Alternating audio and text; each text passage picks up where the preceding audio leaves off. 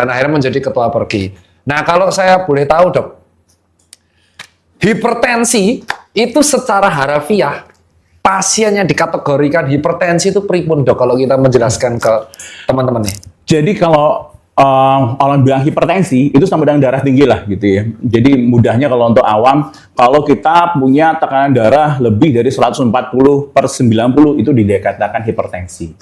Cuman hati-hati loh, beda. Hipertensi itu kita ngukur tensinya itu pada saat istirahat duduk. Jadi kadang-kadang kan orang habis olahraga langsung tensi, pasti tinggi. Oke. Karena responnya kalau dia olahraga pasti tensinya tinggi, tensinya pasti naik. Kalau dia nggak naik, nggak tinggi tensinya itu ada masalah berarti. Justru harus hati-hati. Gitu. Jadi yang paling penting hipertensi itu ngukurnya kadang-kadang nggak harus sekali. Misalnya gini loh, tiba-tiba ada pasien kita datang, terus pas duduk tensinya 41/45, per 80. Kita langsung bilang hipertensi belum tentu juga gitu ya. Jadi dia harus kita cek lagi deh. Oke, coba deh lifestyle-nya berubah dulu misalnya. Nanti cek lagi, datang lagi gitu ya. Jadi kadang-kadang nggak harus satu pengukuran gitu. Ya. Oke. Ada juga istilahnya white coat hypertension.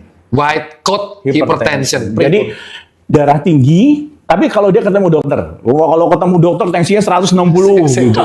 Bentar, ini beneran, Dok? Serius, bener. Itu ada. Beneran? Serius. Jadi nggak bisa dibedain ini serius sama nggak? Bisa. Jadi kalau misalnya dia ketemu dokter tensinya tinggi. Oh, itu Pak Denny. itu tim saya itu. Sampai ya? kalau ketemu dokter, pas mau donor darah PMI, suruh tenang dulu, 170. Iya, betul.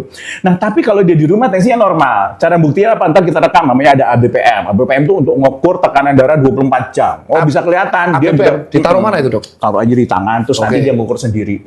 Itu alatnya ada. Jadi gitu, bisa aja ternyata dia nggak hipertensi. Makanya kita harus hati-hati kan.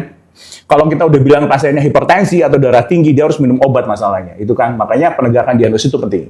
Oh, ini penting. Nah, kejawab mitos pertama. Mitos kedua, Dok. Langsung to the point, skakmat. Ini yang sulit. Dok, pas